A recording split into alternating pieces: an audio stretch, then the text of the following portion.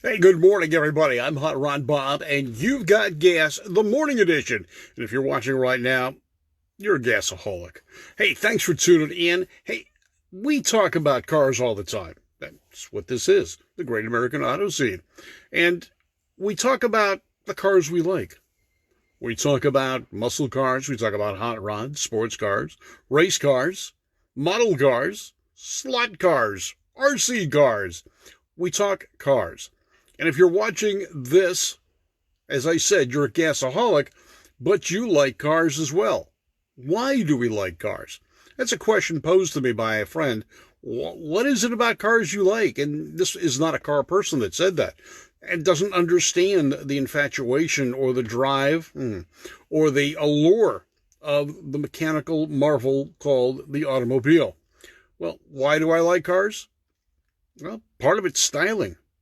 Part of it's the fun of controlling a vehicle. I've driven in competition, both drag racing and autocrossing, and even got training by Bob Bondurant's school at Riverside Raceway, on the famed Riverside Raceway. Got to drive a BMW at full throttle, at full speed, gone through the big, tight S's, the bank turn 6. I've won a few. I've lost a few. I've built cars. As a matter of fact, I'm sitting in one right now that I did. It's a 1948 Plymouth that I've had for well over 35 years. Taught both my boys how to drive on this car. It's never going to be done. It's always being improved. Just a couple of weeks ago, Johnny Martinez assisted me, and actually he didn't assist, he did the work. We added pinstriping to the vehicle, traditional pinstriping, 50s style, just to complement the 50s styling of the car. Now, why 50s styling? Well, I grew up in the 50s and the 60s and the 70s and the 80s and the 90s. I'm old, but I've always loved cars. And I've loved cars for as long as I can remember. From the first time I could buy a hot rodding magazine. They were 25 cents at the time. And I had an allowance of 25 cents a week, and I bought magazines. Now, cars were not part of my family, other than transportation. My father was a truck driver. My mother was a waitress. Their interest in cars was utilitarian. It paid the bills. It got you from point A to point B. But me, there was something different about me. Yeah, I know you guys have been saying that too, but I was drawn to cars because of the styling, the looks, the sounds. A car with a set of glass-pack mufflers back when I was a kid was music to my ears. I love the simplicity of the older cars. I can work on my older car.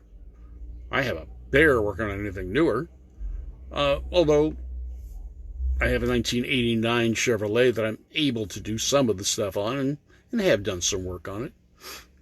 But why do we love these cars? Part of it's history. I'm driving history. My car is over 50 years old. It's 60 years old. No, it's more than that. It's older than me. This baby's 70 years old. 72 years old. Wow. How can you relive history like we do with cars? And think about that for a second. If you're a history buff, you get to read about the history of the world, the history of the state, the history of the country, regardless of whether it's Europe or the U.S. or Australia or Greenland or Finland or Sweden or wherever it is you're from, you were taught the history of that land. Well, I've been taught the history of the car, the four wheels that I am sitting on. This is a historic vehicle. Now, why is it a historic vehicle? Well, it's old for one thing, but this car was built just after World War II. This car has significance in that it was part of an economic upturn in the United States, well, in the world, right after the World War ended. The desire and the need to buy cars started escalating as soon as the servicemen came back and the war was declared over. This is the last of what was the post or pre-war design, because the 46 through 48 vehicles pretty much resembled their pre-war counterparts. No, they had some minor trim updates, but for the most part, they were the same vehicles because there was no development for cars, or very little outward known development on cars during World War II. So I'm driving history. Now, I drive history every time I get into one of our cars. And my wife and I are both car crazy people. We have a number of old cars. We have two that are, I guess you can consider, daily driver type vehicles. But the rest are old. My wife's got a 1946 Ford. That is her car, not mine. I didn't build it. It's hers. Her license plate even says so. It says, no, smartass, it's not his. And it isn't. And she is afflicted with the same malady I am, in that we love the automobile. I've had muscle cars, but why do we like the automobile? I've had sports cars. Why do I like sports cars? The thrill of driving something that is so, well, you get to feel the road. You get to enjoy the area around you. You are in control of a machine. Now, I've learned to control that machine probably better than a lot of people. Not as good as some, but I think I'm better than most. And the trophies I have on the wall from my driving experiences kind of support that. And that was done purposely. It was a goal. It was something I wanted to do. Now, my father tried to steer me away from trucks and cars, but it didn't work. Now, I know why he did, and we never really had the opportunity to talk about this. He didn't want me to be a truck driver like him. He wanted more for my life. He thought truck driving was not the greatest job in the world, but it was backbreaking. It was tough. It wasn't the best job in the world. It paid the bills. And he ended up moving up within the company he worked for into supervisory. He didn't have to drive much anymore. But he didn't want me to settle for that. I wish he had been around longer and I could have shown him that my love of cars wasn't just a fleeting moment. My love of cars has set the stage for my life. Almost everything I've done in my life or achieved revolves around the automobile or the truck. I was a corporate manager for a truck company. Not the kind that delivers things, but the kind that actually builds the trucks. I've been manager for automobile manufacturers. I have worked in the corporate level of 4 different vehicle manufacturers. I've worked in automotive racing since I was in my early 20s. I aspired to do things that I would enjoy through my life, and work never became a drudgery because I loved the atmosphere. I loved the cars, the vehicles, and the people around it. And that's another thing about our car hobby and why we love cars. The people. I'd have to say that 99% of the friends I have, the acquaintances I've made, the celebrities I've met, the important people I've met are because of the car. Even my wife. It's because of cars. And she's watching us right now as well. But the cars, everyone has to have a hobby, I guess. I've just been lucky enough to make my hobby my life and surround myself with the things that make me happy. Besides family and friends, it's the cars. Now, right now, I told you I'm sitting in my 1948 Plymouth. In our garage, we've got a 46 Ford, a 56 Chevrolet. We had a 57 Ford till a couple of weeks ago. And that was my son's car. And he got bitten by the same bug that bit me. Yeah. Now, he was bitten a different way. We haven't figured out why or how, but he's into off-roading. He drives a Jeep. He likes climbing hills and mountains. He likes the slow and steady and the challenge of making a machine do things that others don't. And I guess so do I. Mine was asphalt. His is dirt. Now, he doesn't have many cars right now. He's down to just one, so it's a dual-purpose vehicle. It's his everyday vehicle, plus it's his fun off-road vehicle. And when he has time off, he does off-roading, goes camping, does things that, well, I really didn't get to do. That wasn't my focus in life, and I wasn't really excited about that. Tony German saying cars have been part of his life, and racers have been his best family ever. A chosen family. Yeah, same with me. And even the guy that I used to buy gas from some 40 years ago is still a friend. As a matter of fact, we're in the same car club together. He sometimes watches this. Of course, he's working right now. Some of us have to, I guess. But these are the things that the car has afforded me. Why I love cars, all kinds of cars, because of all the different people that I've been able to meet and become friends with. Hi, Dennis Burnham. How are you? One of the cars that he learned to drive was a 1949 Plymouth four-door, green in color. Yeah, they're cool cars.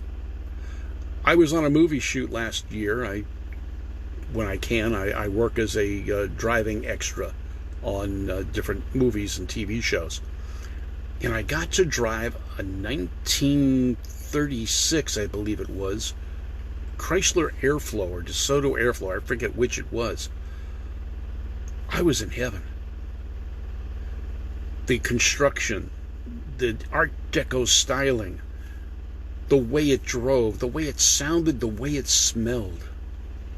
Those were the things that enticed me into cars that I loved. When I first bought my Plymouth, it had that musty old car smell that I loved so much. And those are things you remember. Neil Pank says it was a bit eventful at Santapod this weekend. Funny car, big engine explosion. I heard that. But that's also part of the car aura we like. Men pushing machine to limits that were maybe unheard of decades ago or a few years ago.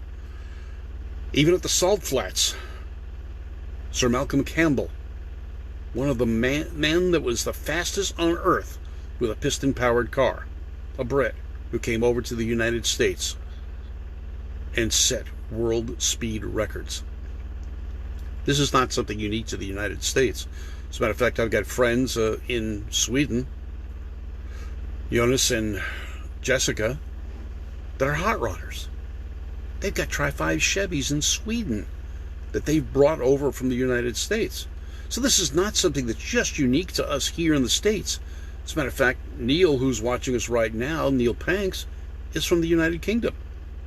And he just gave us a little tidbit about what happened at Santapod Raceway in Great Britain. An amazing track. It was an airfield, but can't use it as an airfield any longer. But it made a great race facility, and it's going strong. Phil Hoffman's also tuning in, and his last driving extra job was in a movie called Torque. Yeah, I was on Penny Dreadful in The Hollywood Story. These are all automotive-related things. Yes, it's a movie, it's a TV show, but the aspect that I was in had to do with cars. And one of the reasons I was able to do this, You do realize that driving a manual transmission is now considered a anti-theft device? Yeah, it is. We had a number of cars on set that people could not drive because they didn't know how to drive a manual transmission.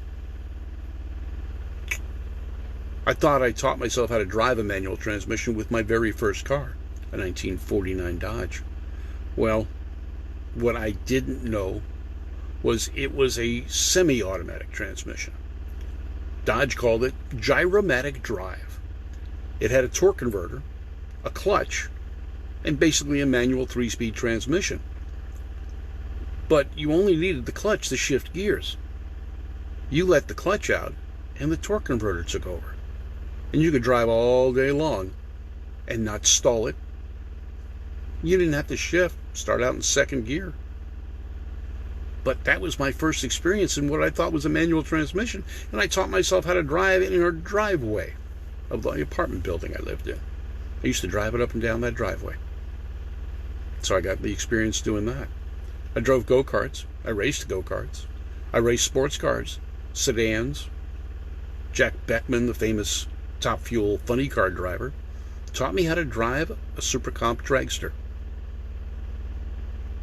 Yeah, Bob Bondron School, sports cars. SCCA, a number of different instructors, a number of different courses I took. I even drove a NASCAR. Well, a USAC stocker one time. That was cool. I've driven a NASCAR super late model. I've enjoyed my car hobby, and I made it my vocation and avocation. It's my hobby. It's the way I've earned a living, and it's the way I've made friends. And I love cars. All kinds of cars. I'm not a hot rodder. I'm not a muscle car guy. I'm not a drag racer. I'm not a road racer. I'm not a stock car racer. I'm a car racer. Neil Panks is saying a world record was also broken with an electric bike previously held by the Spider-Man McBride. These are challenges and things that we do. Now, many people are against the electric vehicles, and I'm not necessarily a fan of them, but you know what? They're cars. They're motorcycles. They're vehicles. And it's all the same. Hot rodding is the same whether it's an import, a domestic, a gas-powered, a diesel-powered, or an electric vehicle. The principles, the basic concept is the same. Never judge a person by the type of vehicle they drive. Their love of the automobile is the same as yours. Their focus may be on a different vehicle, a different type of vehicle. But we all love vehicles for the same basic reason. And I'm Hot Rod Bob. You've got Gas, the morning edition. Thanks for tuning in. Check us out on Facebook, on YouTube. That's right, this will be on YouTube in just a little bit. It'll also be on Apple iTunes, Blogger, Tumblr, on a host of other sites in just a little bit. And if you go to our YouTube page, Two Tired Guys Productions, or Gas, Hot Rod Bob 01, like us, share it, become a subscriber. It's free. We don't charge. I'm not one of those big conglomerates. You can watch us for free. Randy Kerdoon and I were talking about cars. It's Randy's show. I'm his co-host. Gas, the Great American Auto Scene, both the morning and the evening edition. Randy's the co-host on the evening edition. Join us. Check out some of our older shows. They're on YouTube. And again, subscribe. They're free. Talking about cars and gas, the Great American Auto Scene. We're part of Two Tired Guys Productions. And Gas, brought to you by Service Tech Equipment. When you're working on the car in the garage, you need the proper tools. Service Tech's got them for you. I'm Hot Rod Bob. You've got Gas, the morning edition. Thanks for being part of my enjoyment of cars. And I hope you do enjoy it too. Have a great day. We'll talk to you more tomorrow. Who knows what the topic will be? But it'll be about cars. The Great American Auto Scene. Since 1990, your source for automotive trivia, information, humor, and fun. You have a great day.